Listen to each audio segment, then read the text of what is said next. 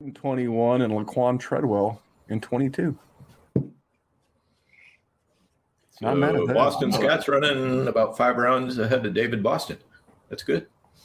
David Boston. Man, I don't have the sound effects ready yet. Oh. You guys ready? You guys ready to rock or what? Sorry, that was a blast from the past. David Boston. I mean, there's a guy. He was the original. Who was the Landry guy who played for Baltimore? Went to the Colts. Loved the weights more than me. You guys don't remember Landry? LaRon Landry. LaRon Landry. Thank you. Yes. Oh. Yeah. He had that picture of him like posing. He was like With the amino acid bucket. Yeah, he had like the thing on his yeah. bicep. I'm like, yeah. Steroids are awesome. Mm-hmm. Big time. I'm a big fan. But people act like that you can just find them anywhere. Well, you don't live on Long Depends Island. on who you know. It's all about the HGH, man. Once you're over 50. You know, it's like the whole TRT. I'm just trying to be cheap until the insurance will pay for it. Then I'm in. If not, I may be in, but I'm waiting. Some good insurance. Yeah. You know, they want to keep costs low, so why would they give you something that makes you feel good? Right. You have to wait till you feel bad. All right, boys. Let's kick this thing off.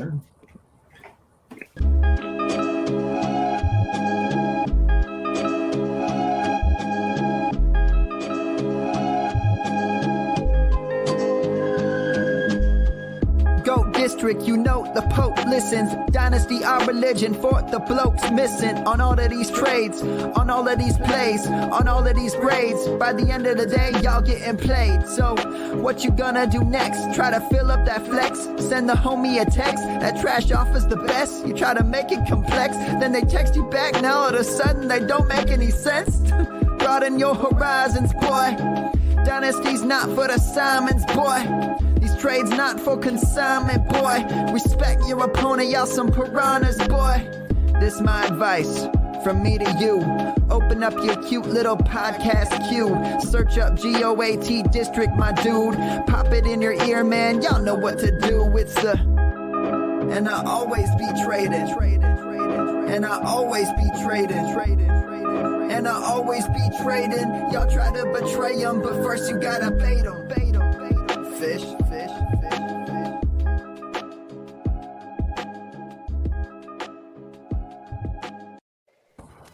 What is up, Fantasyland? We are back in the district, and the NFL has a whole lot of goodness for us to dive into tonight. Like, it's kind of like a war zone out there, right, guys? And what better way to dive deep into the movement, the goodness that the NFL is giving us with free agency, rookie combines, all the goodness. First, we have an OG GOAT. For those who don't know, this man is a pillar. He's a brick in the house that is the GOAT District. You know him from the Dynasty War Zone. He's Mr. Memphis. He's Randy. Welcome back to your GOAT District, my friend. It's been a while, man. How things been? Good, man. Good. We're always happy to have you in the district. For those who don't know, Randy was a big part of getting us off the grounds. He was one of the OGs. Nate, Randy, and I were doing these things from garages, bathrooms, you name it.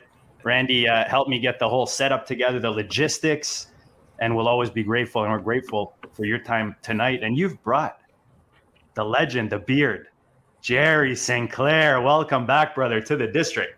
Listen. It has been far too long.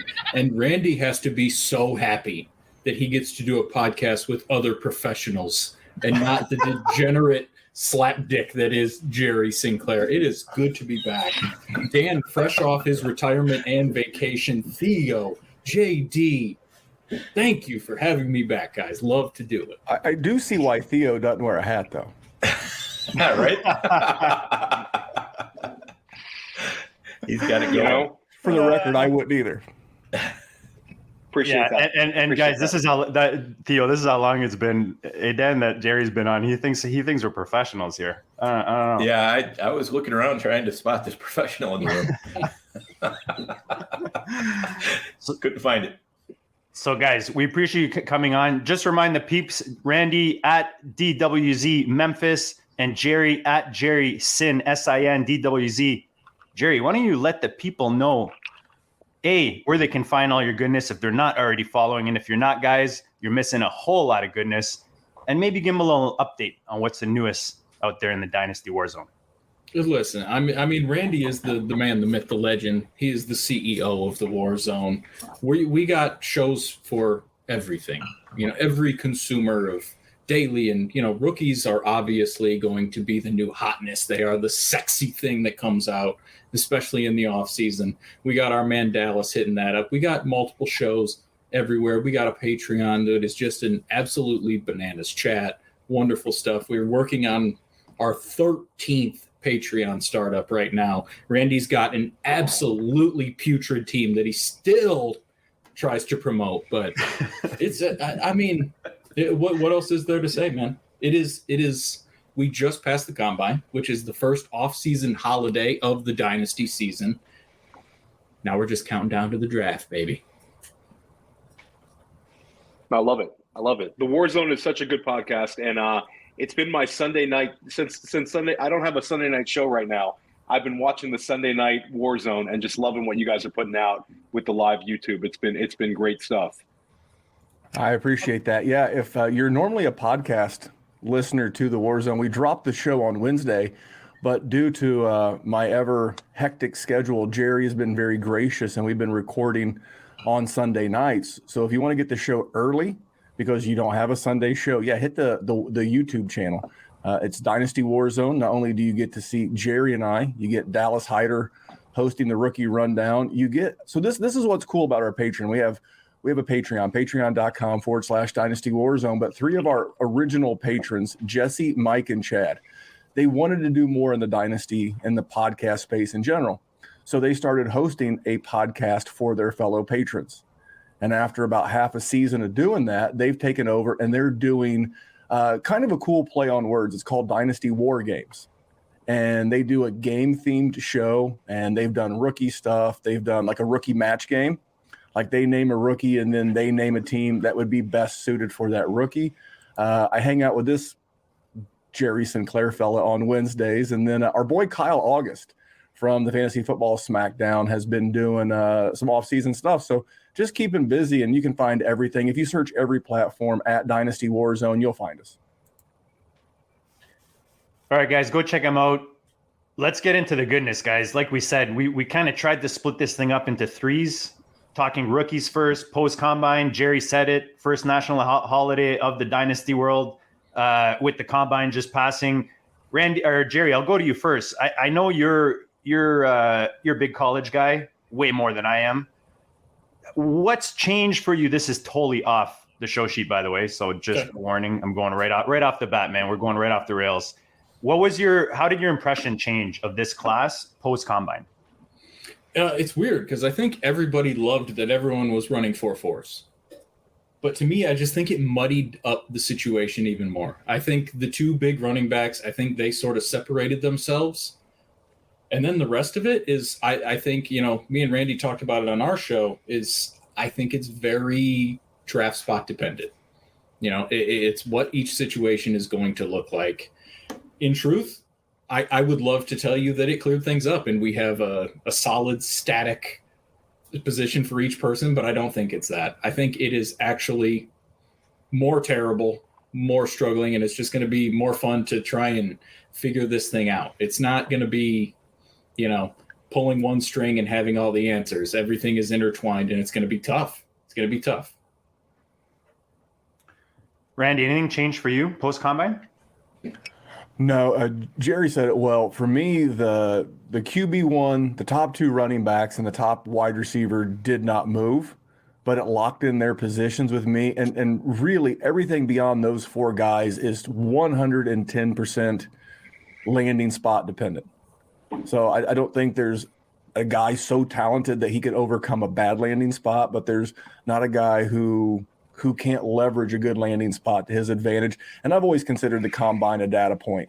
You have their college tape, data point. You have their combine metrics, their athletic measurables, data point. And then you're going to have their landing spot and draft capital, actual NFL, data point. I think you put that in a blender, mix it up, and then you can really solidify those rankings come, that first, second week of May. Dan, we get the privilege of data points every week on our show. Just our guests, amazing data points for us with these rookies. I know Theo. I want to go to Theo last because he's been trading these draft picks like they're going out of style. So I'm curious to see how this combine has affected his trading at all. But Dan, has it shifted your views on this class at all coming out of the combine? No, the combine, I try not to let it influence me too much, just because the athleticism doesn't really matter as much as what the NFL teams tell us what they think about that athleticism when they draft players. Like I said last week, I do tend to be a little bit more leery of wide receivers that shoot up the draft board from where we thought they were going to be before, just because of athleticism. And I'm actually a little bit more impressed by players who aren't dropped by NFL teams because they come out at the combine and they're not as athletic as what we might have hoped. I think the fantasy industry puts a lot of they put a lot into the combine. They think it's very, very important in a lot of ways. And it seems to, even though a lot of people say, I don't really want to let it affect me, a lot of people do let it affect them. And so the challenge is always to actually be able to toe that line and not let it affect you.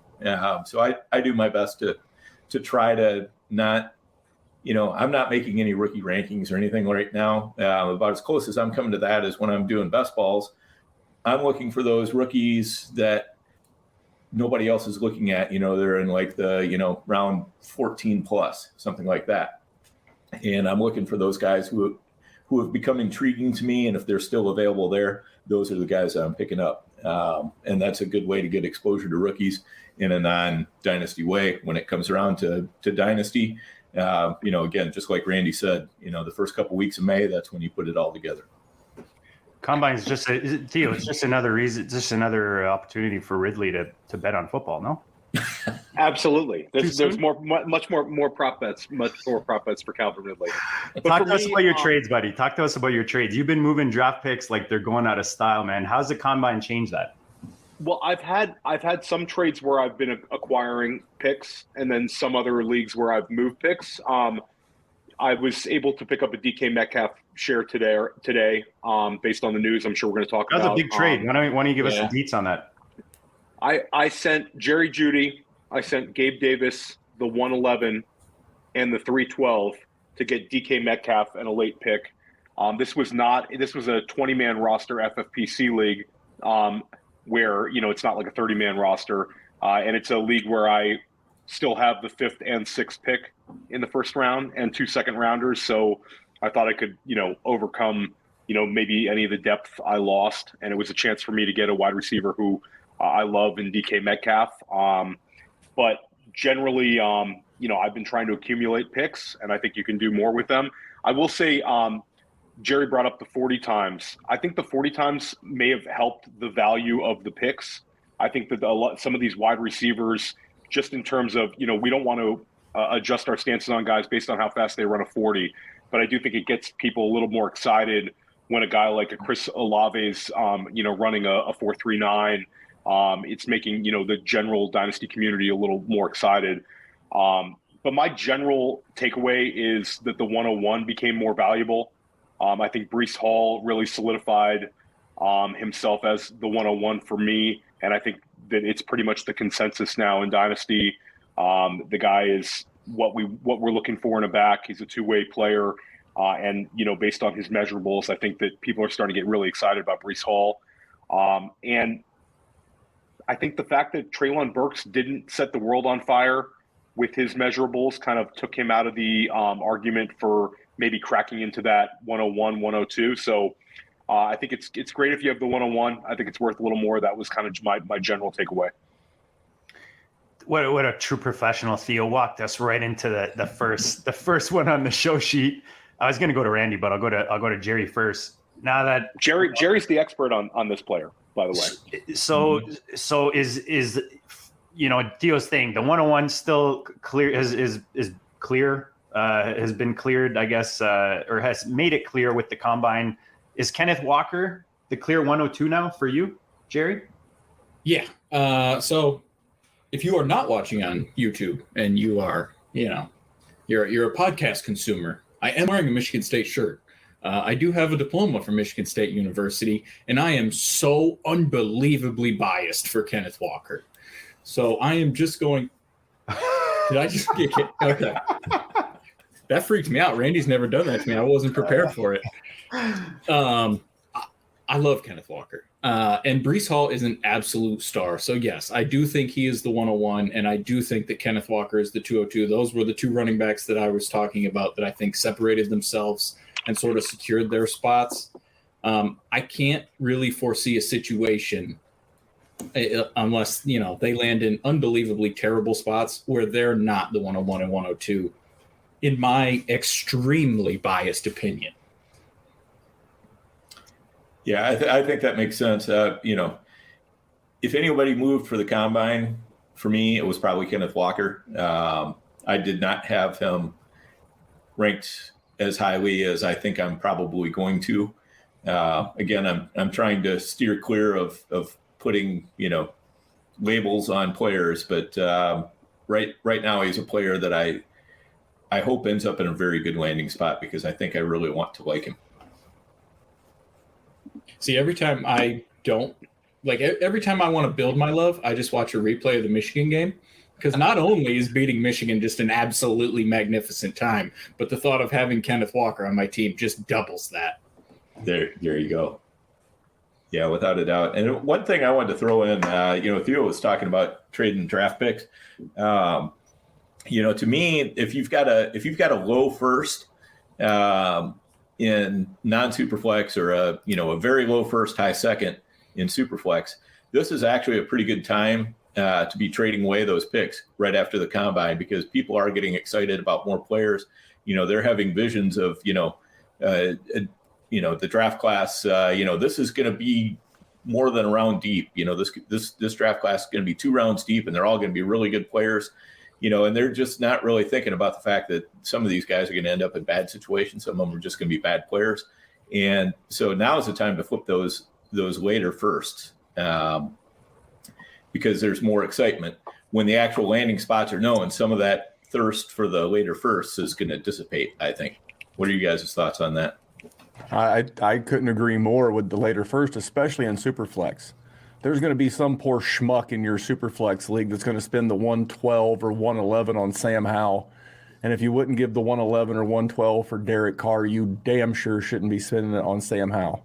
Just go offer the owner of Derek Carr, Kirk Cousins, one of those guys, and go get you a guy who's going to cost you a first-round pick that's going to give you QB1 upside for 2 to 3 years.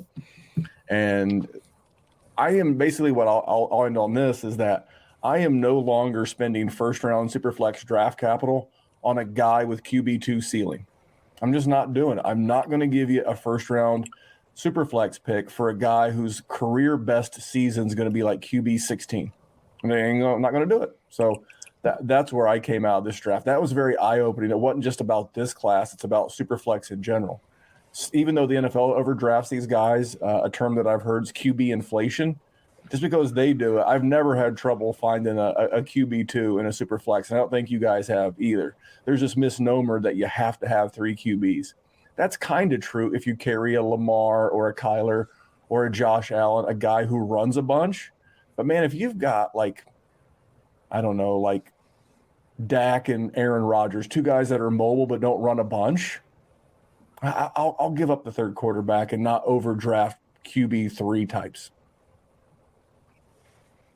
Yeah, I don't disagree. I think sometimes the ceiling, though, like you're saying, these guys have QB2 as a ceiling. The problem is that a lot of that ceiling is clouded and the hype starts building the closer you get to the draft. These NFL teams that are desperate for quarterbacks, they're just talking these guys up. And then fantasy land follows suit, right? And then you're, like you said, you need quarterback, especially if you need a 2, maybe a 3 as well. And you kind of thinking, this is one of my only opportunities to get this guy, in the first round of super flex. So I think that's the key is to differentiate, right? Like, is this guy really going to give you a low end QB1 or is he really a QB2 ceiling? And Randy brought up a great point on the war zone. Randy, how many quarterbacks are you expecting to go in the first round of the actual NFL draft?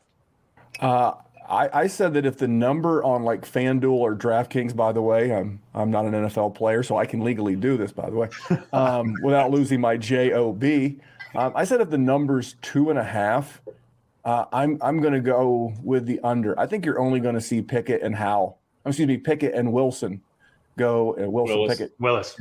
Willis. I'm sorry. You're going to see. I think you're going to see Willis in like the top 8, and I think you're going to see Pickett in like the last 8. And I don't think anyone else is going to do it. I could probably get backdoored on that where a team trades up to 32 to take a guy so they have that 5th-year option. I couldn't be less grossed out by this QB class than I am. So I'm going to say 2, but I could see where 3 maybe. Yeah, I would actually bet on 3 just because of that backdoor. I think somebody's bound to trade up and do it. Yeah, could be Detroit with that last pick in the first round is the one that's cashing tickets or one way or the other. Well, I tweeted this out earlier, and I'm sure we'll get into the Carson Wentz trade. But with teams being so excited to recycle Carson Wentz, Drew Lock, Jimmy GQ, Jameis Winston, Mitch Trubisky, what does that tell you that the NFL thinks about these quarterbacks? Mm-hmm. That should tell you everything you need to know. If they're excited to give these guys a second, or in the case of Carson Wentz, a 3rd crack at it, they're like, that tells you these teams, like Washington has what, the 11th overall pick?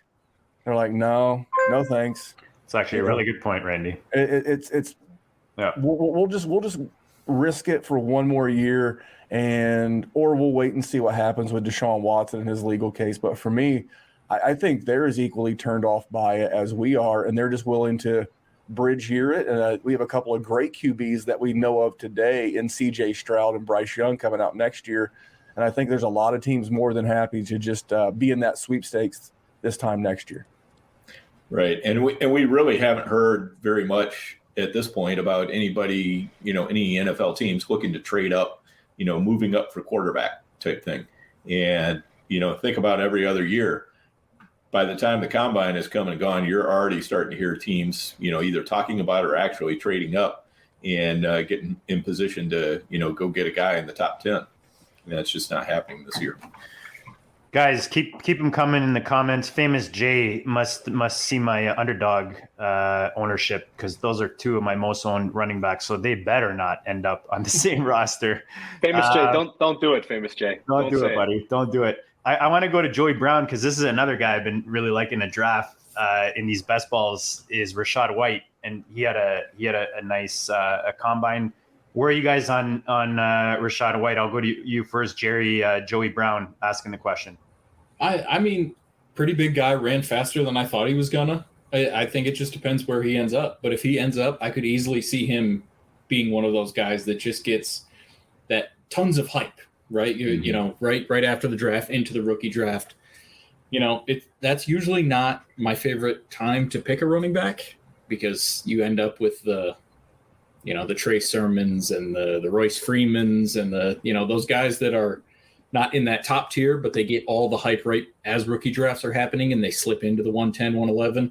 But I wouldn't be surprised if he does get that good draft capital and he ends up in a favorable situation if he's not one of those guys that could easily be that guy. And for me, Joey, it's if I'm in the late first in a 1 QB league, I'm going to take a gamble on him over the wide receiver position. Everybody always needs running backs, and I've been saying this on our show for a while. I just challenge you, Joey, go back and look at the last 5-6 draft classes. Find the wide receiver class that has disappointed you. With the NFL and the cap number for a wide receiver being $20 million, there's a huge incentive for guys to play wide receiver coming out of high school into college. So there's been this steady flow of wide receivers, but it seems like there's more upside. And I'll leave it at this for you. If Rashad White hits at the absolute apex that he can hit as a running back versus, say, a Sky Moore, who can hit at the absolute apex of his value, because those guys should go about the same place in rookie drafts, you're going to get a way bigger return on your investment with Rashad White than you ever would with Sky Moore. So I'm always going to err on the side of the running back, and that's just kind of how I play Dynasty. Theo, Dan, anything to add on White before we move over to the receiver position? No, I would agree with that. I think it makes a lot of sense. I mean, White for me is just one of those guys. I think he's a very big lottery ticket. He could end up being worth absolutely nothing, or he could end up hitting big, or anywhere in between. I think he's just got such a wide range of outcomes. And yeah, once you get into the late first, early second, that's where you want to bet on those guys with a wide range of outcomes. Try to catch that one guy, because if you got a couple 3 picks in that area, if you just hit on one of them, you've already paid for the other 2 picks. And if you think about it, if he lands in, he's the wild card, right? If he lands in Miami or Atlanta or a place that we deem to be a very high value spot for a running back, especially with day 2 draft capital, he's going to get the rocket ship put on his backup rookie dynasty board. So he's got a huge range of outcomes given where he could go in the draft, his athleticism, and actual NFL draft capital. Mm-hmm. Yeah, I think that if we're drafting right now, he'd probably be an end of the first round type guy. But like Randy said, I think he could shoot up. It seems like he's kind of moving up, and people are kind of cooling a little bit on Spiller. So it's kind of like we're kind of maybe seeing White settle in as the RB3 at this point, which was a little interesting. A year ago at this time, I was a lot more excited about Spiller. So, but with all these running backs, again, it's landing spot dependent as well. So we'd love to see White end up in a great spot, but if it's not a great spot, then he's probably somewhere in the second round. Yeah, Joey just picked him up in the 14th. He's telling Dan and I are with him. I like how he asked this question. Hey, Dan, yes. in our draft to pick him up. So good for him. Guys, smash the like, smash the subscribe. All the goodness is coming. We haven't even touched, any of these, the movements that have been going on in the league. We're still talking rookies. Let's go Treylon Burks. We touched on, his combine, not the best, ran a 4.55 in the 40, 33-inch vertical, 24th out of 34 receivers. What's changed for you, Jerry, with Burks, if anything? Like, are you concerned about the receiver now that we're moving more towards the draft, away from the combine? I don't think a ton has changed. I was always sort of a Garrett Wilson guy as the first wide receiver. I don't know. Like it's not great. You would have loved to seen 4.4, especially when everybody else had a 4.4. Dude still looks like a freak. I mean, he's from Arkansas, and Jerry Jones loves himself some Arkansas boys. So if he gets first-round draft capital to the Cowboys, how can you not be excited about it? Granted, CeeDee Lamb's there, of course, but I don't think it changed a ton. If the NFL tells me it changed a ton, then I will put that into my knowledge belt, and I will do with it accordingly. But at this point, this is like what Dan said earlier. You don't want to overreact too much to the combine. We all say we don't want to. This is me practicing what I like to preach, and I'm just not going to go crazy over it. As much as when it happened, I said, he's shit and it's over and he's terrible. But you got to settle down, use some rationality. So to answer your question, not yet. Randy? It's not like anybody who likes or dislikes Treylon Burks is going to go, well, the combine changed my mind. Everyone's either going to use the combine to use it as leverage against him if they didn't like him coming into the combine, and anybody that did like him is going to use whatever historical comp to justify liking him. I mean, he was my wide receiver 2 coming into the combine. He is still my wide receiver 2 coming out of the combine. It's a data point. I think good friend of all of ours, Ray Garvin at Ray GQ on Twitter, he posted a very compelling stat. That if you look at the athletic measurables of Treylon Burks and Josh Gordon, they're almost identical. So there is plenty of historic comps that says he's going to be good. Nothing really much changed for me. I want to see where he lands. I want to see who his QB is. I want to see who his offensive coordinator is. I want to see what division he plays in. That means way more to me than the combine. It ranks much higher on my data set than his 40 time.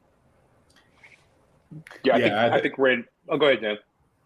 Yeah, I was just going to say, I think, the only way I really change my opinion on him is if the NFL changes my opinion on him. If he's like the, 7th, 8th, 9th wide receiver drafted, that's a little bit different than what I was expecting, and that's going to cause me to adjust. If he's still, somewhere in the, top 5 or 6 drafted wide receivers, it doesn't really change much of anything for me.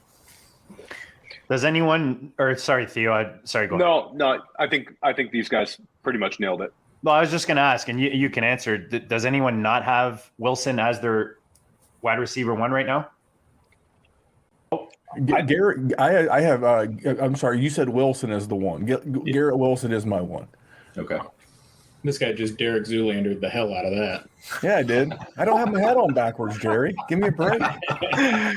Don't take shots at the hat because you're a bozo. That's true. Jerry, that's called deflecting. let me just say that when he ran the gauntlet, though, I didn't like the little bunny hops while he was doing it. Pissed me off a little bit. But outside of that, the thing about Garrett Wilson, since we're going to talk about him, yes, he's my one too. He just gets open.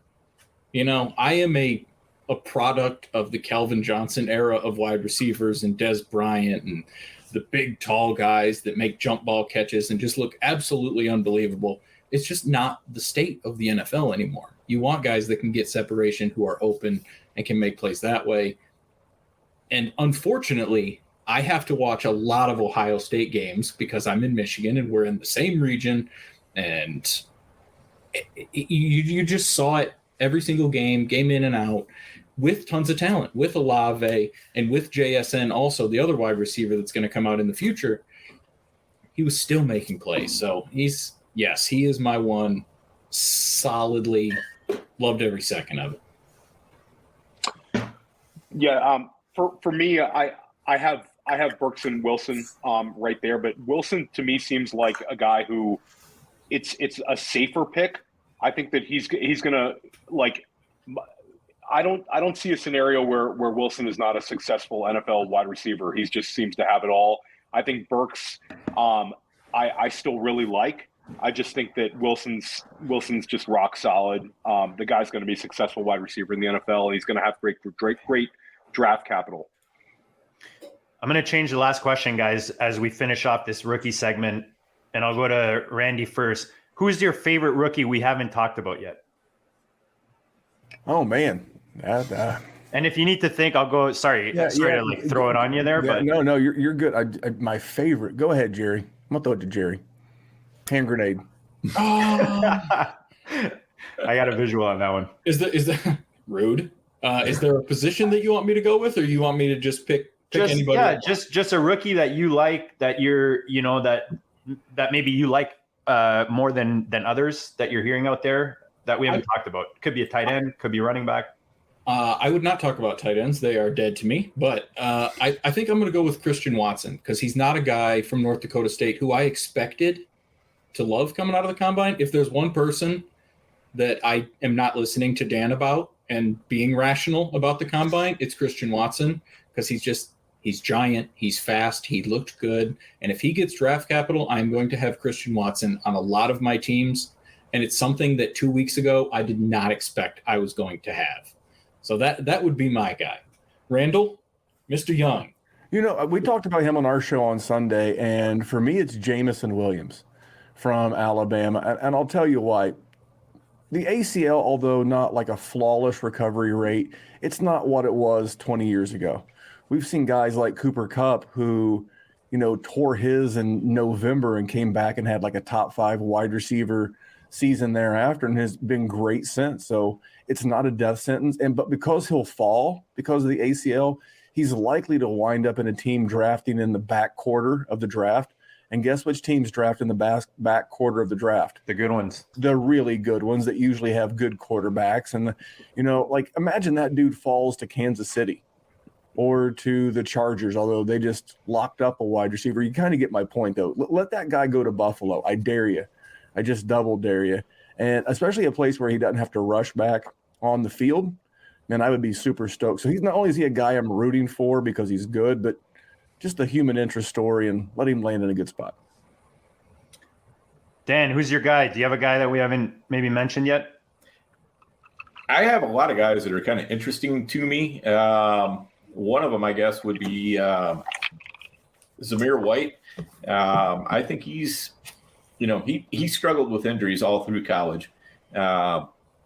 and just never really got a chance to quite show what he could do. But he tested out real well. And if I am going to look at athletic testing, it's going to be at the running back position much more than the wide receiver position.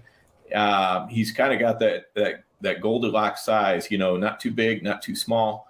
And he played for a big time program. He was I believe a 5-star recruit coming out of high school. I think he was the top recruit coming out of high school, top running back at least. Okay, there you go.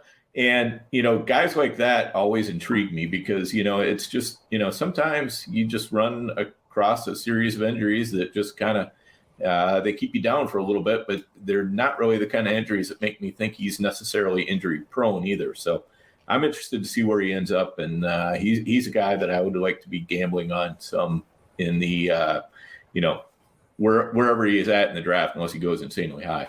I think he's probably going to be a pretty strong second round rookie pick, and anywhere in the second round, I'd like to gamble on him.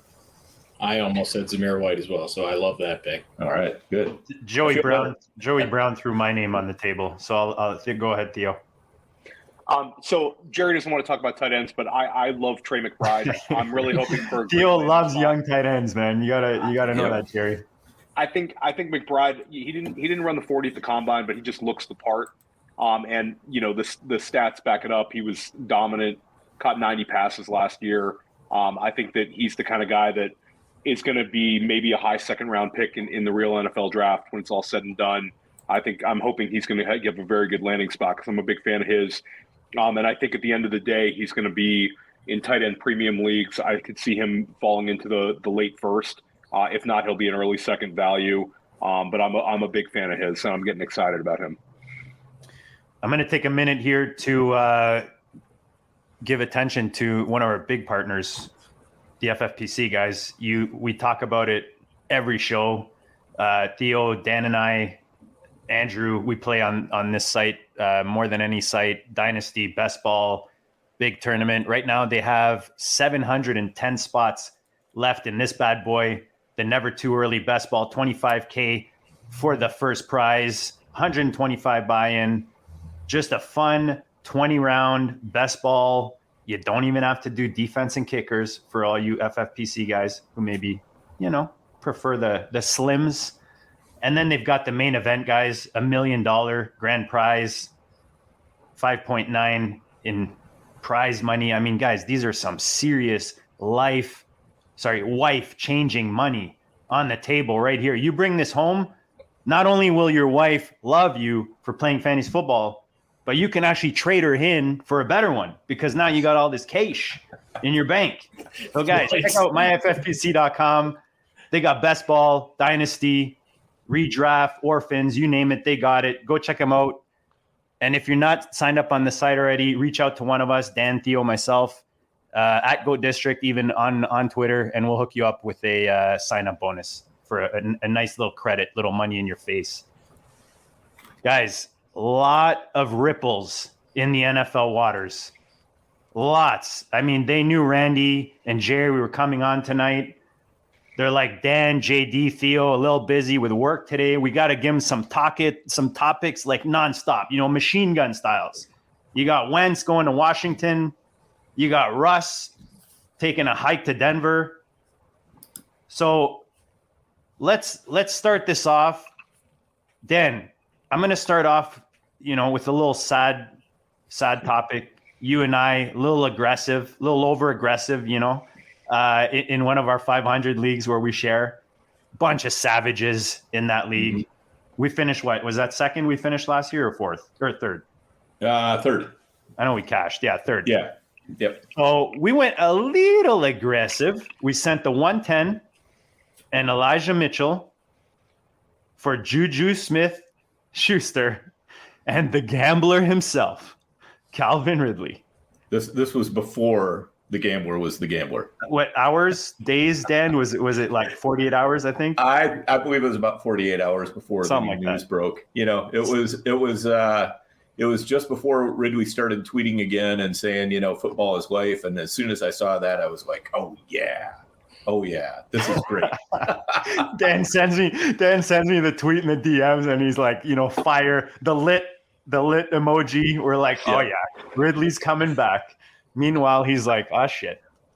You know? Yeah. I got a little worried when he said, got to own your L's. And I'm like, You know, I'm like, well, maybe he regrets sitting out all of last year. Maybe that's what that's about. No, turns out it's not. So the reason I wanted to put this on here was not to, to do a pity party for us. It's give us your thoughts on the Ridley situation if you have it. I mean, everyone by now has an idea what's gone on with Kelvin Ridley in Atlanta, or was in Atlanta. I don't know. That's to be seen. But the reason I put it on here, and this is a question I bring up every once in a while, is did Dan and I make a mistake in making a trade like this? I'll go to Randy first. Randy, very experienced trader himself. Situations like this, Ridley, you have uncertainty. There's value there, right? There's an opportunity to gain value if you go in while the uncertainty, while the cloudiness is in fantasy land. So when these situations arise, do you go in aggressive prior to the decisions or all the chips laying on the table or falling on the table, or do you kind of wait and sit back and not get caught with your hand in the cookie jar like Dan and I did? Playing it safe's a guaranteed way to lose. Dynasty fantasy football, the stock market, the game of poker, they're all games of incomplete information. And as more of the information becomes readily available, the more value you lose. Dan took a shot. If you don't take a shot sometimes and lose, then you're not playing the game correctly. You gave up the 110 and Elijah Mitchell. I'm not a big Elijah Mitchell guy. I want to make sure I denote that for the record. In 5 years as the head coach of the San Francisco 49ers, no running back has led that team in rushing 2 years in a row. It's a very fickle backfield. It's a very injury-prone backfield. I know it's hard to call a player injury-prone, but go look at the running backs and the injuries the last 5 years in San Francisco. You got Juju Smith-Schuster. I think Juju for Mitchell's not that far off, to be honest. I know people probably think I'm drunk, but I'm not. And so ultimately I see it as you lost 25% of Mitchell's value and the 110 for Kelvin Ridley. Now let's say this doesn't happen and he comes back and he's a high-end QB2, low-end wide receiver 1. I said QB, I meant wide receiver 2. You know what I meant. And then you guys win this trade. But here's the thing. He's only 27. He's going to come back. He's going to play. Yeah, it sucks. Yeah, he knows better. But, if you don't take big swings, there's a difference between taking a big swing on a calculated bit of information and just getting drunk and disorderly. And I think you guys took a good shot on good information. And this time it didn't work out. But how many times have you guys made these things? Dan, how many times have you made moves like this and it works out to your advantage and you do well? Probably 5 out of 6. Yeah. I mean, this is one of those things where I just looked at where was Ridley going last offseason. And, he was legitimately being considered a top 5 dynasty wide receiver. And, he had, kind of a not great start to the year. And then he checks out for mental health reasons, which, anybody can understand. And so it just seemed to me like, if he's back, if he's ready to play football, he could easily, be nearly as valuable as like a Tyreek Hill or a Stephon Diggs or something like that, who you are never getting for the 110. So that was kind of the thought process there. And I managed to twist JD's arm on it a little bit, maybe. No, I mean, we were both higher on Ridley than others. I mean, even in best balls, yep. I was doubling him up. And Juju was a guy, as you guys all know, I love me some Juju, and his value was just too good before he does get situated. And yeah, I mean, it's one of those, like you said, you mentioned poker, Randy. One rule in poker is, you don't base your future decisions on results, right? You base it on if the thought process was logical and made sense, and you hope for a better result more times than none. But I just thought it was an interesting situation to tie in with the Ridley. I mean, what else are we going to talk about? We didn't know where he was going to play. Hopefully he does come back, like you said, Randy, and he does bring us value. Theo, I'll go to you first, man. Russell Wilson, buddy, to Denver. I mean, pretty big pretty big upgrade at quarterback on a team that was probably just short of a quarterback, right? To be a legit contender. Yeah, JD, absolutely. before we get into that, let's give. Oh yes, sorry, I threw it on the answer. screen and then I got excited about Russ there. The answer is no, right? Yeah, you got to keep him. Got to keep him. For those who can't or are not watching, by the way, you guys are killing the downloads in the podcast. Just gotta give that shout out there because the numbers are rocking it. But he's asking if he should drop Ridley in a dynasty. Guys, you can't drop these guys in a dynasty. Randy just said he's 27. Yep. Yeah. I mean, I think you got to hold him too, because I don't really see I mean, if you can get good value, but I don't think that's going to happen You're now. selling low. Yeah, exactly. Yeah. You cannot sell somebody when the news is bad. It's the worst thing you can do in this game. So even if you have to sit on him for a year, he's like a $20 bill in your winter coat pocket. You know, you throw it away and Dan's in Minnesota and JD's in Canada. So I mean, I don't know if they ever put theirs away, but I got to put mine away like right about now. And then if November rolls around next year and I find that 20, I'm going to be excited about it. That's what Kelvin Ridley has to be to you. Yeah. And here's the thing. I mean, you just have to get used to looking at his name on your roster all year. It's just going to be there. And you just have to get comfortable with the fact that it's going to be there, and it's going to remind you of a bad situation or whatever. But that's part of being a little bit mentally tough in Dynasty, is just being able to say, better times are coming. I'm going to hold him. Let me throw this at you real quick, Dan. I'd rather be holding Calvin Ridley right now than Odell Beckham Jr. And that's not a shot at Odell Beckham Jr., but Odell Beckham Jr. retore the ACL in his same knee. He's 29 years old, and Calvin Ridley doesn't have an injury. I mean, Odell Beckham Jr. has already come out and said it sounds like the best case scenario is he's going to be back in November. Back in November is what? The third wide receiver on the LA Rams, because Bobby Trees is coming back. Mm-hmm. So what's he coming back to? That when Calvin Ridley gets back, because this suspension freezes his contract with the Falcons, so he'll come back to one more year. Basically, his fifth-year option will be his sixth year, and he won't be coming off of a second torn ACL on the same knee. So if I could go out and move Odell Beckham Jr. for Calvin Ridley right now, 1-for-1 in a dynasty league, you bet your ass I'm going to do it. Yeah, shoot, if I could move Odell Beckham for even a late second, I'd probably a postage stamp. Yeah, ham sandwich. Here's a better idea. If you got Beckham, just go out and spend a third, get yourself Robert Woods, and just play Woods until Beckham's ready to come back, if ever. I still like my swap for Boyd, OBJ for Boyd. I'll take Boyd all day. Oh yeah, that's a good one too. All right, Theo, back to you, buddy. Russell Wilson in Denver. What are your thoughts, man? What's the ripple effect? Does everyone in that offense just move up, or is there someone specific that you really like with coming out of this trade or this move? So I do think that the Broncos are gonna win a lot of games. I think that they're set to do that. We've had back-to-back seasons of a quarterback his first year on a new team winning Super Bowls. We had Tom Brady with the Bucs, we had Matt Stafford with the Rams, and now we have Russell Wilson with an opportunity to do some big things in Denver. I do think that there's a chance that they're more of a ball control offense than some think.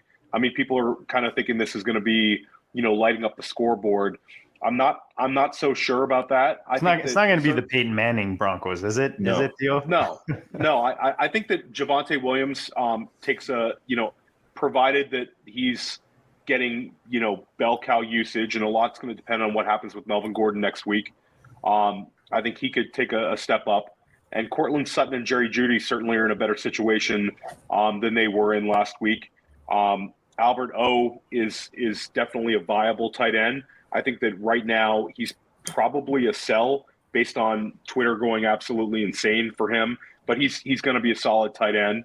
I'm bullish on the Broncos as a team. I think that it was a great move for them to make. Quarterback's such a scarce position, and they went out and got a guy that we've seen play in multiple Super Bowls, and I think that they are certainly a contender in the AFC.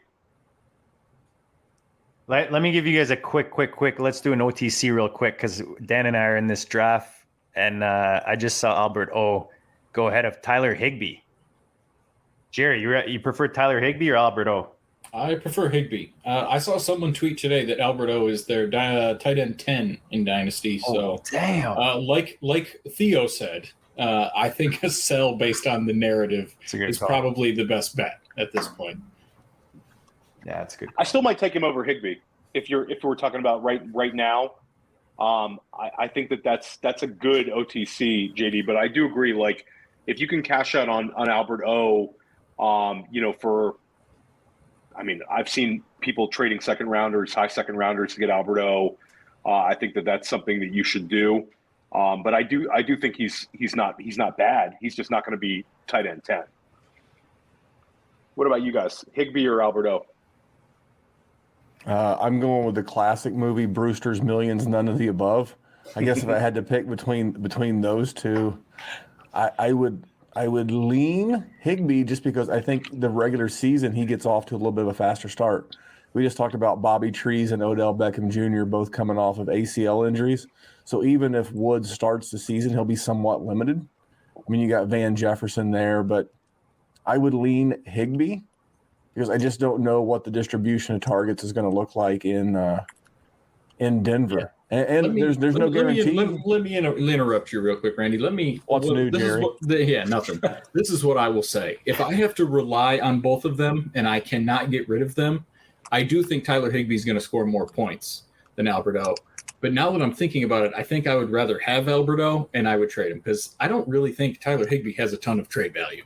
Like he's and his value is not gonna really go up anymore. Whereas Albert O can still has he's vanilla ice cream. Like you're happy you have him and you can plug him in, but he's never gonna give you any of that, no brownie chunks. Like you just don't have that. And I think Albert O is just full of syrup and sprinkles and all the goodness that you want, unless you're Randy because he works out too much. But bringing out the brownie chunks.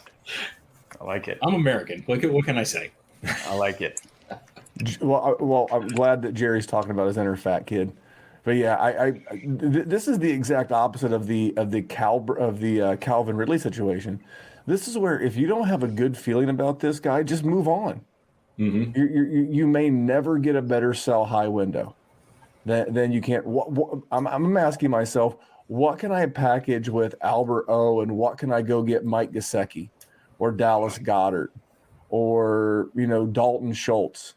What can I add a second in a tight end premium and move up to a guy that I know is going to do something good? I think that's how I would attack this. It's not an anti-Albert O. It's just a bird in the hand type philosophy. Yeah, I think it's very well said. Famous Jay asking Gronk for Albert O Dynasty. Yeah, maybe they bring in Gronk. Who knows? Yeah, it's fair without context of a contender versus a rebuilder. If you're rebuilding, and there's no guarantee that Gronk wants to come back. I think that's if you're moving Gronk, and you can sell that narrative that Gronk is a Joe Burrow fan and he wants to go play with Joe Burrow, and you can get the guy who's under contract with Russell Wilson versus the maybe. Give me the again, bird in the hands, Albert O with Russell Wilson, and Gronk may just retire. I mean, why wouldn't Gronk want to retire? You wouldn't want to be part of an all-time NFL Hall of Fame class with your best buddy Tom Brady and Ben Roethlisberger and yourself. I just there's no guarantee Gronk even comes back. So why not? I didn't even think it. I think that's a good point. I think he wants to retire with Brady. Why not? I mean, why not get that guaranteed locked up Albert O? No, Gronk would have. I think Gronk. I think he's going to play next year because I think if he would have retired, he would have done it. He would have done it already. I think that he's going to see. I think somebody might pay Gronk. It's an interesting trade. Right now, I would take Albert O, but in a week, Gronk might end up in a decent situation. A lot of question marks there. I'll take Albert O and move him for a third and Tanyan. How about that? All right, guys, one last question about this. The Seahawks. I mean, is there any hope for 2022? Is there anyone in this offense? I mean, obviously DK's there. He's the beast. Is he someone like how are you playing the Seahawks game right now is the question. I'll go to you first, Dan. I mean, I think there's going to be some potential decent values there if somebody's really disappointed. You can probably get, I would guess, DK Metcalf is still going to be expensive. I don't see people really, giving up on him just because they know that, he's going to be a free agent after this year. And I think there's a decent chance that DK Metcalf could even get traded before this year. I mean, if Seattle is really going to try to rebuild and make it a really fast rebuild, their best move probably is to trade DK Metcalf because they can get a first plus for him right now. And, the value that he's going to add this year on the team isn't going to really help. And then they're going to have to pay him $20 million or something like that next year. So I think they might be tempted if somebody gives them a good offer to just move him. Tyler Lockett, I think he's probably going to still cost you, like mid-second, something like that. Theo, you were trying to get him for a low second and just couldn't get anybody to move, could you? I offered like 212, 211 for Lockett in a couple places, and nobody was biting on it. I didn't even get a counter back. I think people are just they're still angry about the Russell Wilson situation and not ready to move on. They're still going through the grief process. Give them a couple days, Theo. Just let them get through that grief process. And then, as a few people have pointed out on Twitter already, Noah Fant goes from Drew Lockett quarterback to Drew Lockett quarterback. So I don't really see a whole lot of difference in Fant either way. I don't think his value has helped or hurt a whole lot, other than obviously we would have loved to have seen him with Russell Wilson. That would have helped his value, but I don't think he's that much worse off as a Seahawk. I mean, if you're going to move, this is real NFL. If you're going to move DK, do you think you can get 2 firsts for him? I think there's a good chance. We just saw Russ go for 2 firsts. I mean, hell, Seattle gave 2 firsts, a second, and a third, or something like that for Jamal Adams, and God knows what they would take. They basically got 2 seconds and 3 players for Russell Wilson. So they got what? 3 players plus Jamal Adams and 2 seconds for Russell Wilson. I don't think that was a good trade for them. But if you were the Seahawks, like me personally, I would want like at least a high second this year and a first next year. I don't want the first this year. I don't know who my quarterback is this year. I want the first next year when there's good quarterbacks in the class. So I could take 2 2023 first and stack those and move up and maybe get my QB of the future next year. Or maybe I trade that to get Desean Watson. And I want the first next year because I want to know who my quarterback is so I can build around that person. Is there a team you're thinking about, Randy, for DK that can actually maybe do that or make a move for him? For me, after seeing what they got to get Russell Wilson, if this whole Desean Watson thing goes away, could you offer DK Metcalf those 2 firsts and maybe, obviously some other things to get Desean Watson? I mean, Houston's going to want a number 1 wide receiver for Davis Mills, and they'd be getting a bunch of draft capital so that they could potentially get a QB of the future. I mean, and if you really wanted to do DK dirty because he's been kind of whiny or whatever, why not send him to Houston? You're so mean, Randy. I mean, it's like everything is bigger in Texas, right? Well, I mean, it's not the worst thing in the world. If you're a guy like DK Metcalf and you're going to sign a $20 million a year contract, there's a lot worse states you could sign within Texas, a state that has no state income tax. I mean, in Indiana, I think it's like 4%. You sign $20 million. What is that? Like $800,000 a year that you get to keep in your pocket because it's in Texas. There's worse spots. So, just thinking out loud. Damn, yeah, Raiders would be another spot. Raiders would be a great spot. Yeah, I mean, that's a good one. I mean, any team with a you want him on a QB with like a rookie type deal. Why not New England? Yeah, that would be a great spot too. Yep, New England. Miami. Yep. I just want DK Metcalf to get away from Pete Carroll, to be honest. Yeah. I mean, even Chicago. Chicago would be great. Chicago would be a great one. But I mean, we're talking about DK's had, I think it's 129 targets for 2 straight seasons. Maybe we get him to a team where they're viewing him as a 150 target guy. And at that point, you know, I don't care who the quarterback is if he can get up into that 150, 155 range and just get the ball in DK's hands and treat him like a true alpha wide receiver. So I would love to see him change teams. And I think the argument too, if Seattle really does clean house and DK stays there this year, you know, we could get some better game scripts and Pete Carroll can't go as run crazy. So I think right now the Seattle guys are you got to kind of suck it up and see if somebody's trying to get out of the situation, because I certainly believe in DK's talent. I think Fant is interesting because we've been talking about Albert O. There's not a tight end to give him any competition in Seattle. He's still a younger player. I'm not saying to go overpay, but I think some people might want to get out of that situation. And then Tyler Lockett, you know, he's a little older, but it's going to be very difficult for them to move Tyler Lockett with that contract. So if DK leaves, Lockett could see a target bump as well. So there's a lot of scenarios where acquiring Seattle guys could actually pay off despite losing Russ Wilson. Narrow target tree there with Lockett and Fant, possibly. There you go. In Seattle. Guys, you see it on the screen. Underdog, our new partners. Just another fun platform, guys, to play fantasy, play best ball, especially on your phone. The mobile app kicks serious ass. And right now they have a really fun tournament, $300K in prize money. It's the Big Board Superflex.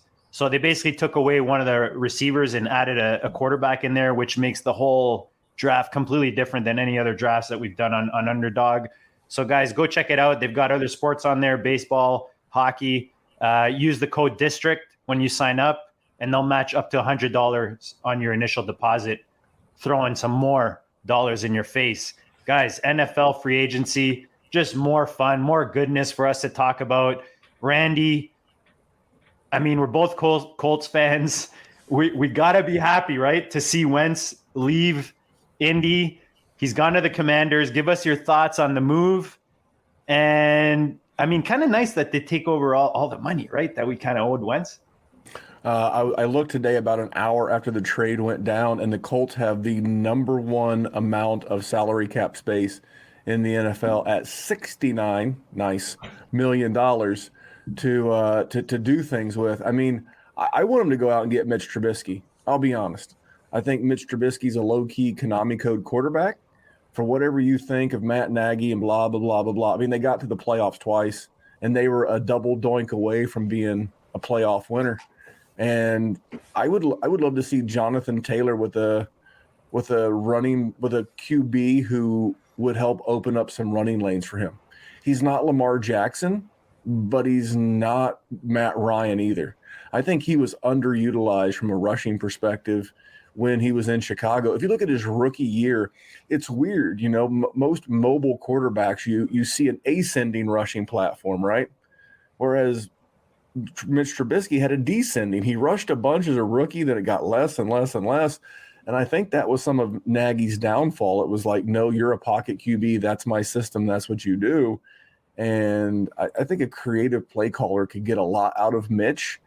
And it's low risk, low reward. You give him like a 2-year deal with all the money guaranteed in year 1. So there's not a huge cap hit in year 2 if you have to move off of it. And if things go the absolute worst case scenario, you're like in the top 8 and maybe you can get your quarterback next year. I don't know. It's going to be a trip, man. What did you think? You're a Colts fan. Yeah, I mean, I was going to ask you if you heard about this Derek Carr action. It seems like that's someone that they're trying to go after. I'd way prefer that. I like Trubisky. I love it. I like Trubisky as like I figure you'd like Carr. He's it's hard to not cheer for Derek Carr. You know what I mean? Like that guy puts a lot of passion into the game. And I think he's one of those guys that if you put into the right situation, I think he can even shine. Well, could you imagine, like, you go to bed on Monday, you're like, Jesus H. Christ, I got Patrick Mahomes and Justin Herbert in my division. And then by the time you have dinner on Tuesday, it's like, well, we'll just add Russell Wilson to the mix. I mean, yeah, I would run. I mean, think about if you go to the AFC South. I mean, Trevor Lawrence is here. Maybe he, progresses under Doug Peterson. Maybe he doesn't. Ryan Tannehill took a huge, ginormous step back under Todd Downing versus being there with Arthur Smith. And then I like Davis Mills as a sneaky QB3 in Dynasty, but that's a division that's very winnable. So, yeah, I wouldn't hate it for Carr, and I wouldn't hate it for Indy. I don't know. It depends on what you'd have to pay him and pay him in compensation. Yeah. And what do you think for F1? Oh, Terry McLaren? Yeah. I like Scott Turner. Scott Turner has gotten a lot of miles out of turd quarterbacks for a long time going back to Carolina. He got something out of a guy named Kyle Allen. He got a little bit out of Taylor Heineke. I could argue this is the best, and that's saying a lot. This is the best quarterback that Scott Turner has had to work with since he's been an offensive play caller. He had broken Cam Newton and Kyle Allen in Carolina. He went to Washington with Ron Rivera, and he's had like the one-legged wonder, God bless him, Alex Smith, Tyler Heineke and a broken Ryan Fitzmagic. I think this could be a really interesting offense. I mean, I can make a real case scenario where Carson Wentz is the second best quarterback in that division behind only Dak. And you're going to give him Terry McLaren, and I've seen mock drafts where they're going to draft like a Drake London, and you got a wild card in Diami Brown. You'll get Logan Thomas back. I think we all like Antonio Gibson. They could Curtis Samuel. Curtis Samuel. They could bring back there's been word they want to bring back J.D. McKissick. It's not a bad offensive line.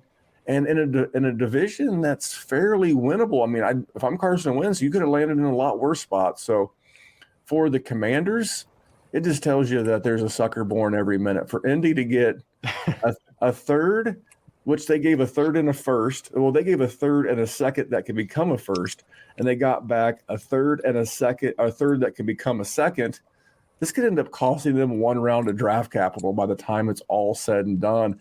And the Commanders, God bless them, tells you how much money Dan Snyder has. Happy to take the full $28 million off their hands. It was a wild trade.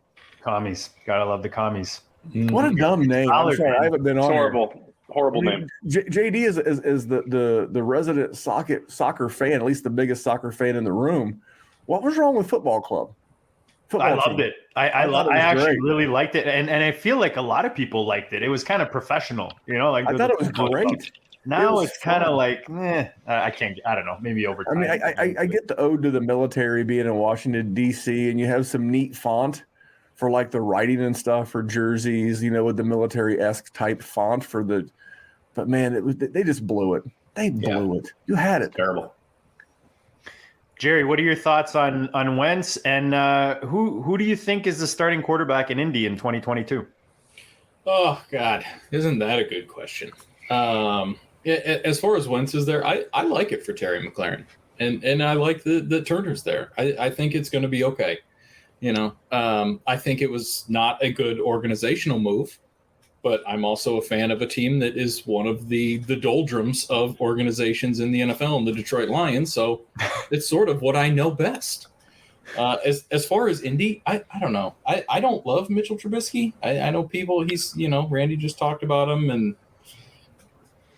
I don't know. I just he's really good at beating the Lions. I will say that he does an exquisite job at that. I think they're going to try. It's weird because I don't think with Jonathan Taylor they can try and lose, and I don't think they can get a Bryce Young or a CJ Stroud. They're in a weird spot where they have a good team, and you have the opportunity to tank without a quarterback, but the rest of your team is too good to do that. Like my team, Jared Goff is bad, and we're bad, so we're in prime position to just continue being bad. There's a slew of guys. We talked before we recorded. A Jameis Winston or a Marcus Mariota or the Trubisky types. Is there a chance they swing for the fences and try and go for someone like Desean Watson? Let me ask that question. I don't see Ballard. Not in division. Yeah. No. Yeah. I mean, do you want to face that guy twice a year? No. And the Colts don't have a first. Oh yeah, so they're shit out of luck on that. Yeah. So what is going forward for the Colts? You guys are Colts fans. I mean, It doesn't seem like a great future. I mean, I don't want Jameis Winston. I was just going to say I'm kind of rooting for Winston to go there. I've had the white version of Jameis Winston for the last year. I mean, if someone told you that Carson Wentz and Jameis Winston and Carson Wentz were separated at birth, you'd have to believe them. It's like that. I don't know, like that scene from Remember the Titans. I don't know what you're talking about. That's my brother. I mean, that's Carson Wentz. Carson Wentz probably has more traditional workout videos, but I can. I live Jameis Winston's off-season workout videos make the off-season worth living. I mean, like I said earlier, I mean, it's going to be some combination of Jimmy Garoppolo, Jameis Winston, or Mitch Trubisky. The other guys are already on teams. But like, what kind of future is that? Honestly, well, it's not a bright one. That's for sure. It's not. And what sucks is that you're burning up the prime of guys like Darius Leonard and DeForest Buckner, Jonathan Taylor, and it stinks. But this is what happens when this is a great metaphor for dynasty, and that's why these people are really here. This is why you don't leave yourself in the middle. You become the Indianapolis Colts.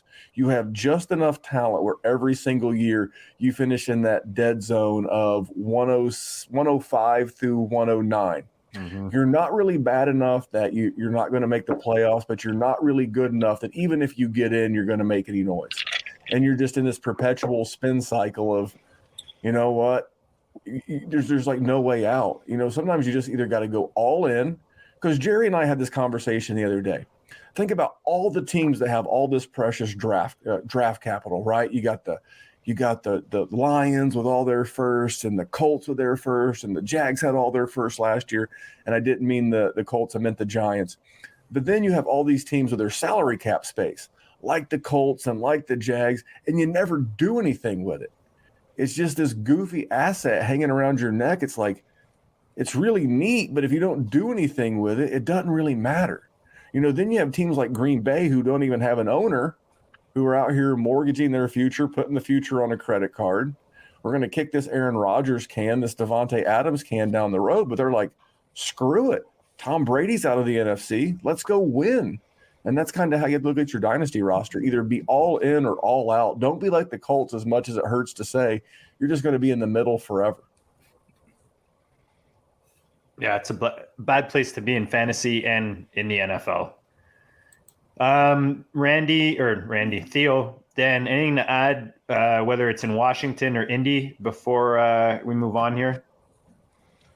No, I agree with those guys on McLaurin. I think McLaurin is it's going to be the most consistent QB play he's had potentially as well. All right, I like the positive spin. So Andrew Luck is not going to be the starting quarterback of the. That's what I'm hearing. You know what? There are worse people you could carry on the back end of your 32-man dynasty. Stop. I mean, him and Henry Ruggs are the no. two. Andrew Luck is not carrying a potential 20-year sentence around his neck. I mean, did you see him at the national championship? It looked like that was wild, but that's just part of the NFL. I forget the guy's name. He was the heavily tattooed guy who played center for the LA Chargers for a long time. Nick something or another. And then what he looked like, all the NFL playing weight that he lost. That's what Andrew Luck did. Andrew Luck was huge. He was like 6'4", weighed 245. Yeah. Matt Burke for the Vikings. That guy's chiseled now. Why carry all that extra weight? But I would love to see Andrew Luck come back. Obviously, it's not going to happen, but I don't know. I mean, there are literally people as we speak that are carrying like backups, like Blake Bortles. You can't pick up Andrew Luck. I mean, if Blake Bortles has a career resurrection? What's he worth versus if Andrew Luck gets picked up even for 5 minutes? I hate you so much. I don't know. Was it because I said Blake Bortles? Promoting Andrew Luck. That dude is. He'll just go to McMahon. He'll just go to Ed McMahon for some weight gain tips. Aren't their dads? Isn't his dad friends with him or something? XFL. I don't know. I'd like him to go get some weightlifting tips from The Rock. There you go. There you go. Yeah. There you go. All right. Jerry, free agency wise, who are you most interested in looking like landing spot wise? Mine is actually a little bit of a weird one, little curveball. It's Melvin Gordon. Not because I give a crap about where Melvin Gordon is going to go, but if Melvin Gordon lands in Denver, that's just going to rip my heart out and just step on it. So I know it's a weird answer. It's not exactly what you were going for. No, we love it. Dan and I are all about Melvin Gordon. He's the best. He's the best RB3, RB4 you can get in best ball right now, in my opinion. Right. I mean, exactly. Wherever he goes, he's carving out a role. I'd love Melvin Gordon to go to Atlanta. Yeah. You figure this is your yeah, that would actually be really good. You just roll. Here's the thing: if you're Atlanta, you draft Malik Willis with your 8th overall pick, and you just tell the fans he's not playing this year. He's Trey Lance. He's going to learn this year, and then you go all in with the rest of your draft capital on defensive players, and you use all your draft capital next year to build a new offense around Malik Willis, because the offense you'd have for Malik Willis is going to be different then. But Matt Ryan's the best QB in that division by a million. So why not go get Melvin Gordon, get a couple of veteran wide receivers and go win the NFC South, and then see if you can make some noise in the playoffs. What the hell? Go out on top. So you're saying that the NFC South is the anti-AFC West quarterback-wise? Holy shit, Dan! As we sit here today, we're talking Kyle Trask, Taysom Hill, wow, Matt Ryan, and Sam Darnold. Wow, oof. That's not a gap. That's not a gap. That's the Grand Canyon. You got those 3 jokers on one side. Matt Ryan's over there, can't throw a football halfway across it. But doesn't matter.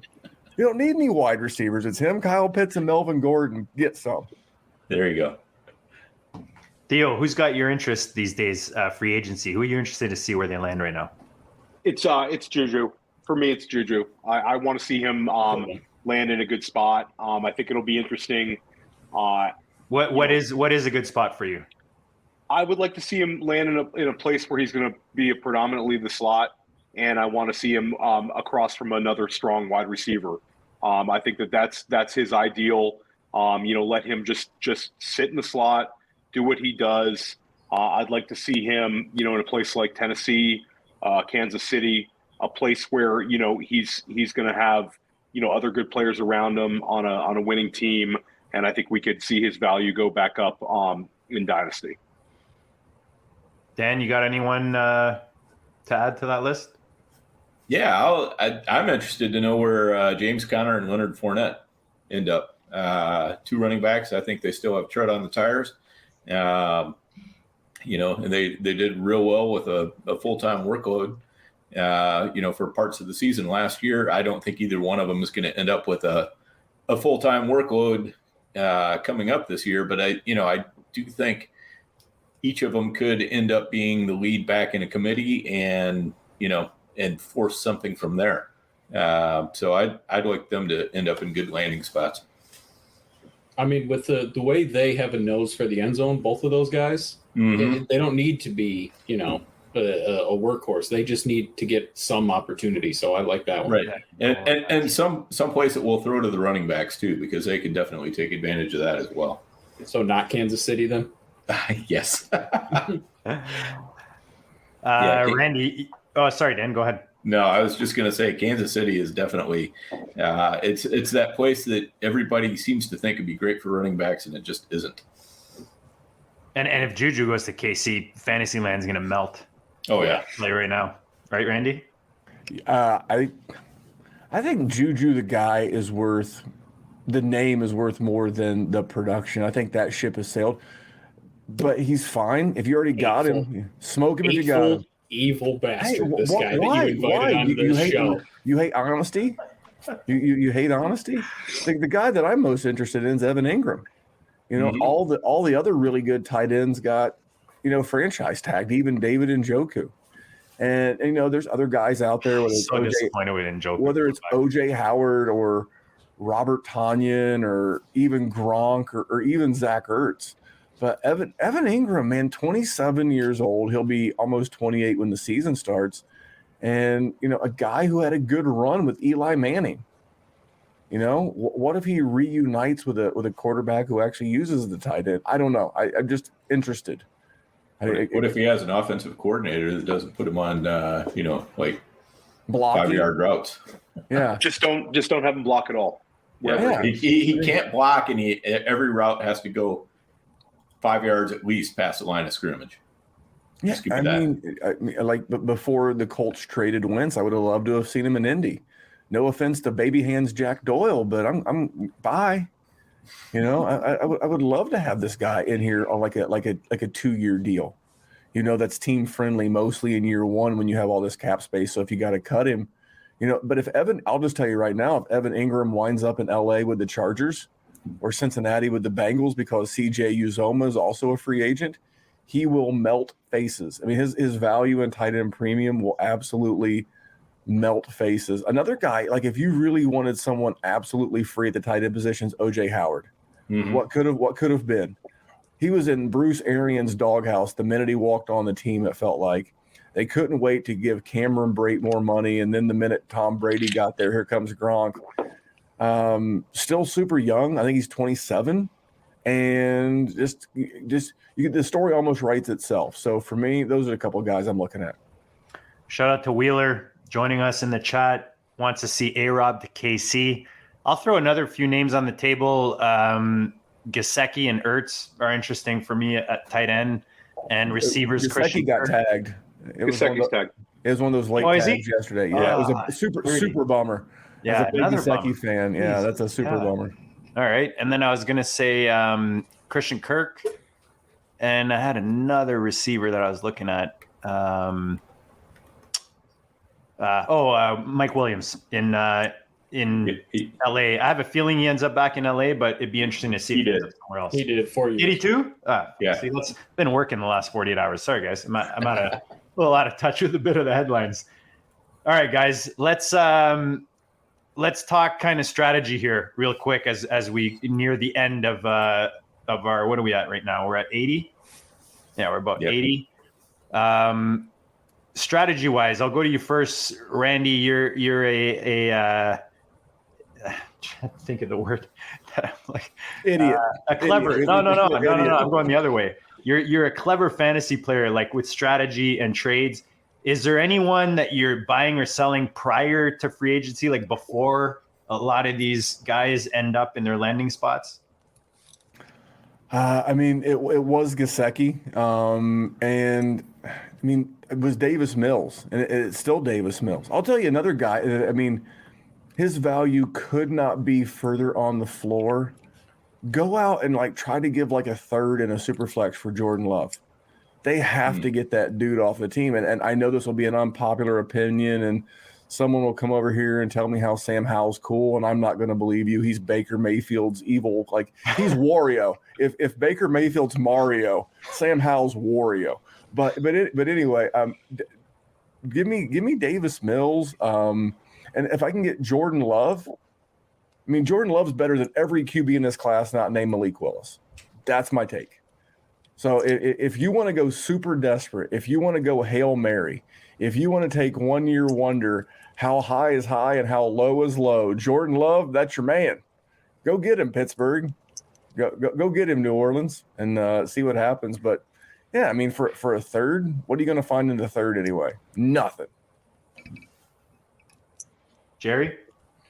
So before this Desean Watson maybe going to Pittsburgh Steelers rumor, I would have said him, because like you guys did with Kelvin Ridley, I am a person that always goes for the unknown. If you're not willing to die, you're never going to be able to thrive. So I'm a gambler at heart. I can't help it. I will check raise with a flush draw and just hope that SOB hits by the river. So that would have been my bet leading into the show. You know, I mean, we'll see, because he's still an extreme unknown. We're not going to know what's going to happen. I've been hearing, I cannot remember his name. He's a lawyer that's on Twitter, but he said that we should find out some big news by Friday. So Yeah, that's Drew Davenport. Thank you. That's why you keep Dan around. Dan, that's why Dan's wearing a dress shirt. He just came from Lawyers. So Yeah, he was actually there. He's our go-to lawyer reference. By the way, for those listening at home, write this down. Jerry will check Rays with a 9-outer, 18% chance to win. I love it. Randy's on point with the math. Dead on with the 18% with the 1-outer, with the 2-outer on the end. Yeah, I love it. Theo, who's someone that maybe you're like wheeling and dealing, like you're making me dizzy with the DMs and all the moves you're making in an hour, let alone a day. So who's someone that you're buying or selling these days? So I'm trying to feel out Michael Carter owners. I think that there's a little bit of a fear that he gets James Robinson this draft, and the Jets have so many picks that they might draft somebody that could be a real threat to him. But I think if he survives the draft, I think his value is going to shoot way up, and that's a gamble I'd be willing to take. And I think that even if there's maybe they draft a grinder that kind of cuts into his role slightly, he'll still have his pass catching ability will still be there. So I'm a big Michael Carter fan. I think the Jets believe in him. I think he's going to be a running back 2 this year. And I think some people might be a little bit scared of the situation based on just only the simple fact that he was a 4th-round pick last year. But, he sure looked good at times. And I think that this coaching staff believes in him. So I'm feeling out the Michael Carter owners right now. Hey, Theo, what have you been offering? Like a pick range, sort of? I think that Michael Carter is the kind of guy that you offer like the 111 for. I was going to say mid to late. Yeah, I think that you offer something that's valuable, but not something that would burn you. I think that if I traded the 111 for him and I end up getting burned, it would not be the end of the world. If I gave up like the 108, you guys brought up a guy like Jameson Williams might fall to that range. You wouldn't want to lose out on that. But I think that Michael Carter, like if we put him in this draft class right now, based on him being on the Jets, we would draft him, pretty highly, I think, at this point. So I think that 110, 111, 112, 201, something like that would be good for him. Yeah, I traded for Michael Carter. I traded for Carter. I sent in a tight end premium. I sent Fant, and I got back Carter and the 303, I believe. This was pre-trade, but I would do that 10 out of 10 times. Yeah, I like that one. Nothing changed with Fant, so actually, trade or not. I mean, he still got Drew Lock. That's what I mean. Nothing changed with Noah Fant. When a receiving core gets a new pass, thrower, there's always that concern of where's the chemistry. Well, if you're Drew Lock, there's at least one guy you can count on. And for DK, at least, Drew Lock will chuck the ball. I'm not saying it's catchable, but it's going up. And tight end's kind of that safety valve too, right? For the new guy throwing the rock. Dan, who's someone you've got your eye on or that you've been trying to sell? I'm definitely trying to buy Juju. I still believe that if he ends up in the right situation, he could look really good.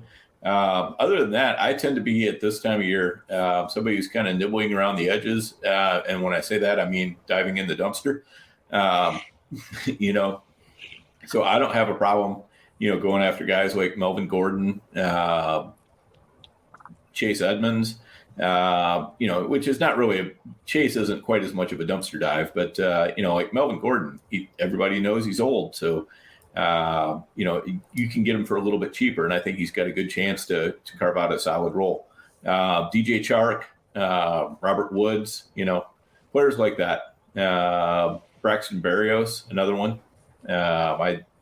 It sounds like there's quite a few teams that are kind of low-key high on Berrios and want to add him. So that interests me as well.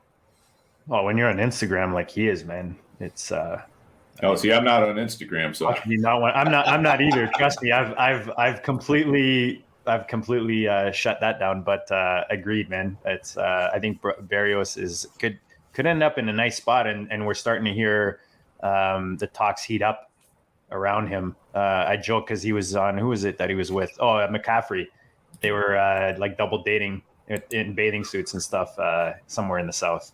And Randy's going to go check out the Instagram. Randy loves the Instagram. I'm searching right now. Nice. There we go. I love it. Desean Watson, I know we touched on it. Does anyone think he doesn't play in 2022? I think we'll know for sure on Friday. Beautiful. If he fades all the felonies on Friday, then he's good to go. It's wheels up.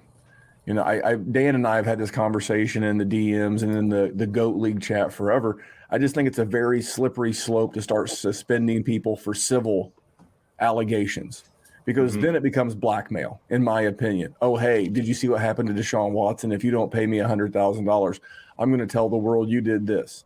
So I think with the NFL, they didn't suspend him last year. I think it's all criminal or bust. And if he gets no criminal charges, I think teams will pay the price, and I think we'll see him next year. Yeah. There is one possibility that they could not indict for felonies, but could end up pressing misdemeanors, in which case he'd probably, he could probably get those settled out pretty quick without any jail time or anything like that. But there probably would be a suspension involved if he has a misdemeanor. That I would agree. I think you're going to get the 6. You're going to get the Big Ben 6. Not a sixer. That's the other Big Ben. That's the 6 games. I'm getting to my air horn sound way too late, so we're gonna have to skip it tonight, boys. Guys, this was awesome. We're at 90 now, so we try to keep it under 90, and as usual, we end up around 90.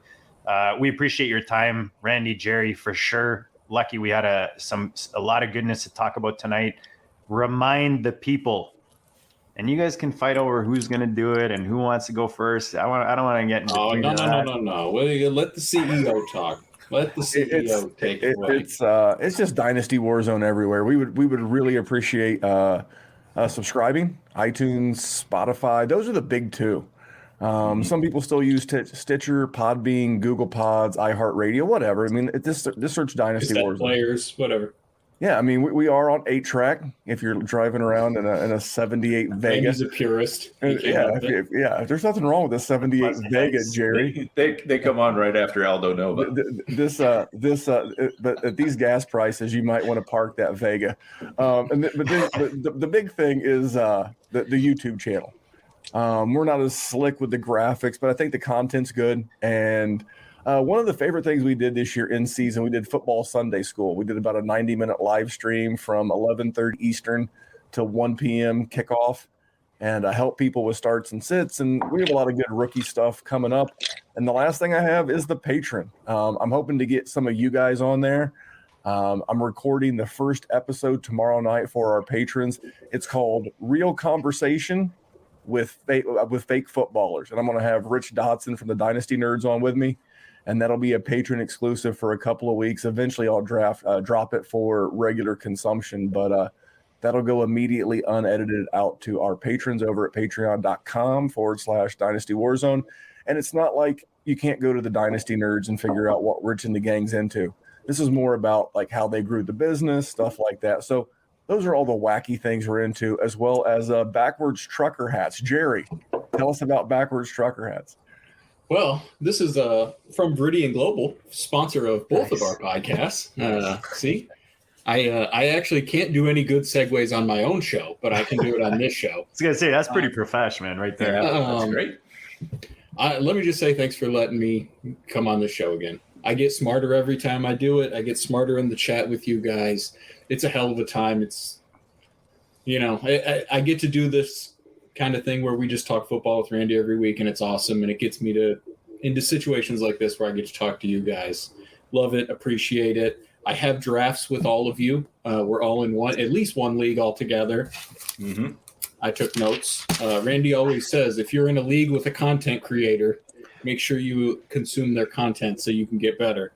So got that for you guys. And I'm going to look and make sure and see if I have any Michael Carters or DJ Charks or Braxton Berrios in leagues, and I'm going to come calling. It's a poker trick, man. You take notes of those guys. Let me know.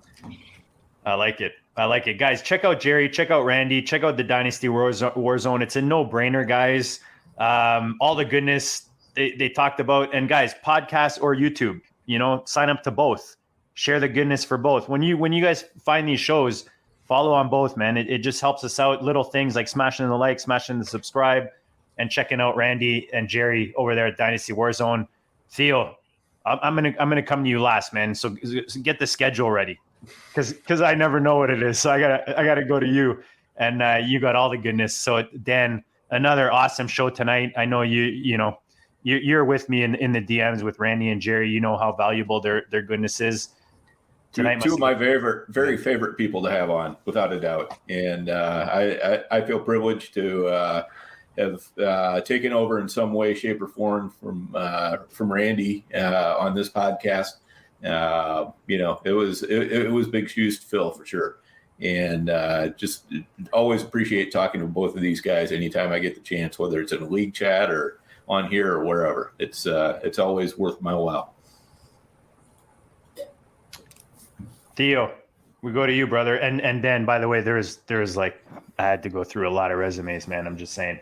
Yeah. Theo, who do we have coming up, brother? I know we've got some more VIPs lined up, some serious guests coming up, some awesome shows. Let the people know what's coming up on the GOAT District. So, yeah, we've had so far this month, we had JJ Zachariason, Billy Wazowski, and now the War Zone fellas. We've been putting out great ones, and we're going to come back to you with more Best Ballin' episodes as well. And we have, the rest of March, you'll like the guest list. Not a couple of dates still in flux, but some good guests on the way, getting ready for the NFL draft. Going to talk some NFL free agency really shortly. And, it's March Madness in the GOAT District. For sure, man. March is going to be crazy. Tonight was just a taste. We're just getting a taste of all the movement in the NFL. And you want to make sure you're not overreacting, underreacting, or missing the boat. And we're going to make sure you do or don't all of those here on the channel. Smash the like, guys. Remember, Underdog, use the code DISTRICT. If you're signing up, they'll match up to $100 deposit. FFPC, myffpc.com. We'll get you a sign-up bonus if you're not already on the site. They got some monster tournaments right now on both of the platforms. And like Jerry said, Viridian Global, I got the JT shirt going. They got tons of goodness, fantasy football, Dynasty War Zone, GOAT District gear. Go check it out. It's all there. You guys are awesome.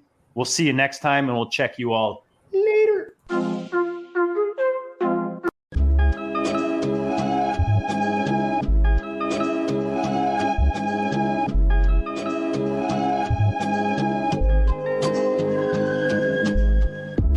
District, the Pope listens. Dynasty, our religion, for the blokes missing. On all of these trades, on all of these plays, on all of these grades. By the end of the day, y'all getting played. So, what you gonna do next? Try to fill up that flex? Send the homie a text? That trash offer's the best? You try to make it complex, then they text you back. Now all of a sudden, they don't make any sense. Broaden your horizons, boy. Dynasty's not for the Simons, boy. These trades not for consignment, boy. Respect your opponent, y'all some piranhas, boy. This my advice from me to you. Open up your cute little podcast queue. Search up GOAT District, my dude. Pop it in your ear, man. Y'all know what to do. It's and I always be traded. And I always be traded. And I always be trading. Y'all try to betray them, but first you gotta bait them. Fish.